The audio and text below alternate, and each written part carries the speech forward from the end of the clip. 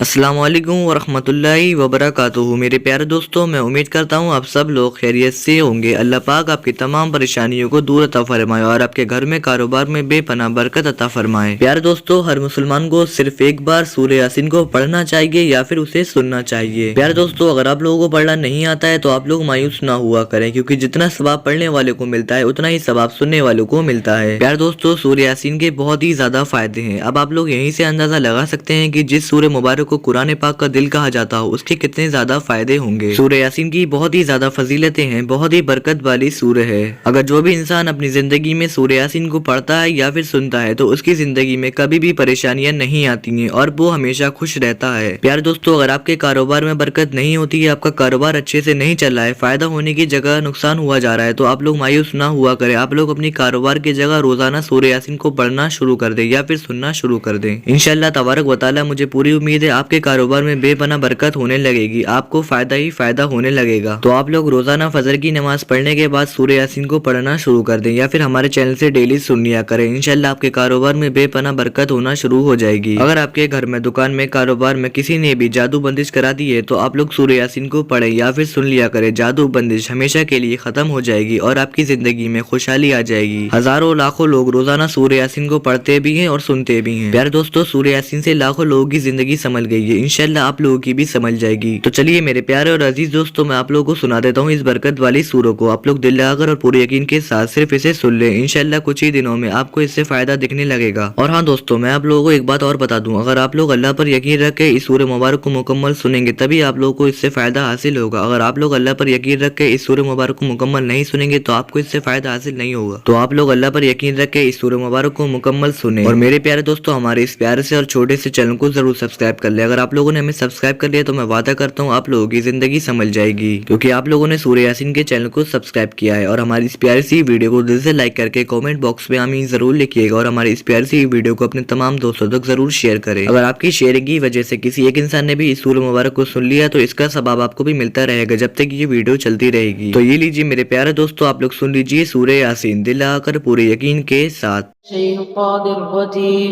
बिस्मिल्लाहिर्रहमानिर्रहीम। यासीन वल क़ुरआनिल हकीम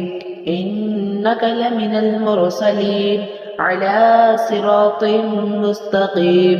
तंज़ीलल अज़ीज़िर रहीम लितुन्ज़िर क़ौमन मा उन्ज़िर आबाउहुम फ़हुम गाफ़िलून लक़द हक़्क़ल क़ौलु अला अक्सरिहिम फ़हुम ला युमिनून इन्ना जअलना फ़ी अअनाक़िहिम अग़लालन फ़हिय इलल अज़क़ानि फ़हुम मुक़महून वजअलना मिन बैनि ऐदीहिम सद्दन व मिन ख़ल्फ़िहिम सद्दन फ़अग़शयनाहुम फ़हुम ला युबसिरून वसवाअन अलैहिम अअन्ज़रतहुम अम लम तुन्ज़िरहुम ला युमिनून इन्नमा तुन्ज़िरु मन इत्तबअ अज़्ज़िक्र व ख़शिय अर्रहमान बिलग़ैब फ़बश्शिरहु बिमग़फ़िरतिन व अज्रिन करीम इन्ना नहनु नुह्यिल मौता व नक्तुबु मा क़द्दमू व आथारहुम व कुल्ल शैइन अहसयनाहु फ़ी इमामिन मुबीन वضرب لهم مثلا أصحاب القرية إذ جاءها المرسلون إذ أرسلنا إليهم اثنين فكذبوهما فعززنا بثالث فقالوا إنا إليكم مرسلون قالوا ما أنتم إلا بشر مثلنا وما أنزل الرحمن من شيء إن أنتم إلا تكذبون قالوا ربنا يعلم إنا إليكم لمرسلون وما علينا إلا البلاغ المبين قالوا إنا تطيرنا بكم لئن لم تنتهوا لنرجمنكم وليمسنكم منا عذاب أليم قالوا طائركم معكم أئن ذكرتم بل أنتم قوم مسرفين وجاء من أقصى المدينة رجل يسعى قال يا قوم اتبعوا المرسلين اتبعوا من لا يسألكم أجرا وهم مهتدون وما لي لا أعبد الذي فطرني فإنه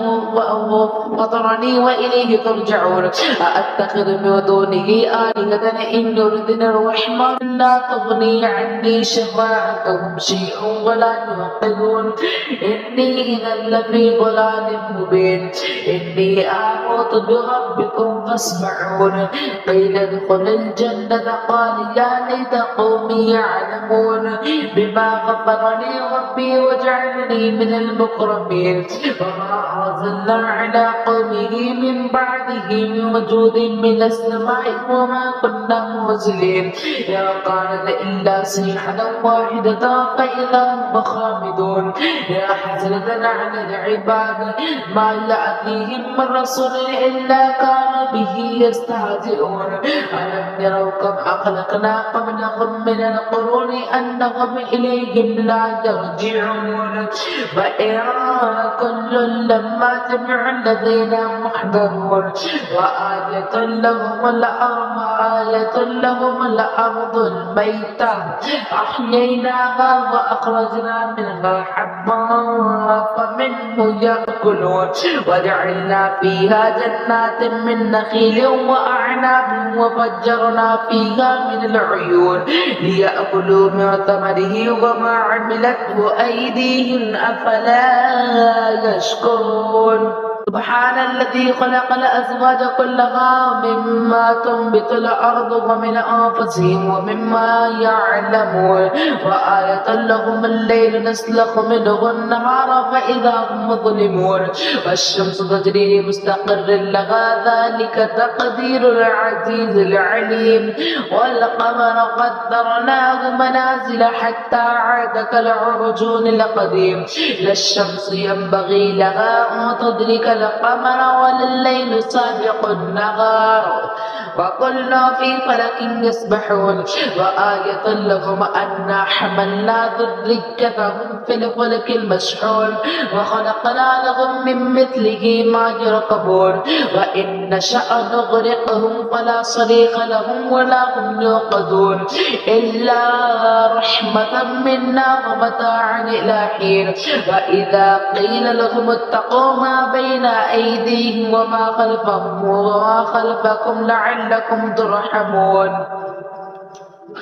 وما تأتيهم من آية من آيات ربهم إلا كانوا عنها معرضين وإذا قيل لهم أنفقوا مما رزقكم الله قال الذين كفروا للذين آمنوا أنطعم من لو يشاء الله أطعمه إن أنتم إلا في ضلال مبين ويقولون متى هذا الوعد إن كنتم صادقين ما ينظرون إلا صيحة واحدة تأخذهم وهم يخصمون فلا يستطيعون توصية ولا إلى أهلهم يرجعون ونفخ في الصور فإذا هم من الأجداث إلى ربهم يوصلون قالوا يا ويلنا من بعثنا من مرقدنا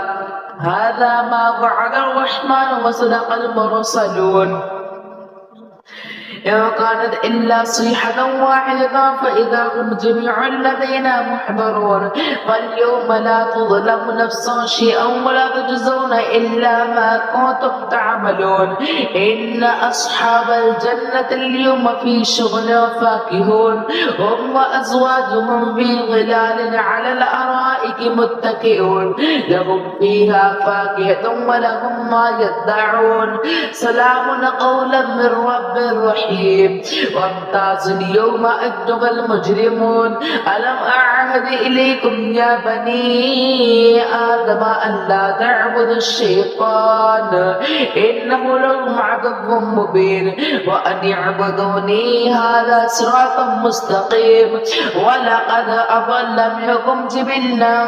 كثيرا أفلم تكونوا تعقلون هذه جهنم التي كنتم توعدون اصلوها اليوم بما كنتم تكفرون اليوم نختم على أفواههم وتكلمنا أيديهم وتشهد أرجلهم بما كانوا يكسبون ولو نشاء لطمسنا على أعينهم فاستبقوا الصراط فأنى يبصرون ولو نشاء لمسخناهم على مكانتهم فما استطاعوا مضيا ولا يرجعون ومن نعمره ننكسه في الخلق أفلا يعقلون وما علمناه الشعر وما ينبغي له إن هو إلا ذكر وقرآن مبين لينذر ما كان حجا ويحق القول على الكافرين أولم يروا أنا خلقنا لهم مما عملت أيدينا أنعاما فهم لها مالكون وذللناها لهم فمنها ركوبهم ومنها يأكلون ولهم فيها منافع ومشارب أفلا يشكرون واتخذوا من دون الله آلهة لعلهم ينصرون لا يستطيعون نصرهم وهم لهم جند محضرون فلا يحزنك قولهم إنا نعلم ما يسرون وما يعلنون أولم ير الإنسان أنا خلقناه من نطفة فإذا هو خصيم مبين وضرب لنا مثلا ونسي خلقه قال من يحيي العظام وهي رميم قل يحييها الذي أنشأها أول مرة وهو بكل خلق عليم الذي جعل لكم من الشجر الأخضر نارا فإذا أنتم منه توقدون أوليس الذي خلق السماوات والأرض بقادر على أن يخلق مثلهم بلى وهو الخلاق العليم إنما أمره إذا أراد شيئا أن يقول له كن فيكون فسبحان الذي بيده ملكوت كل شيء وإليه ترجعون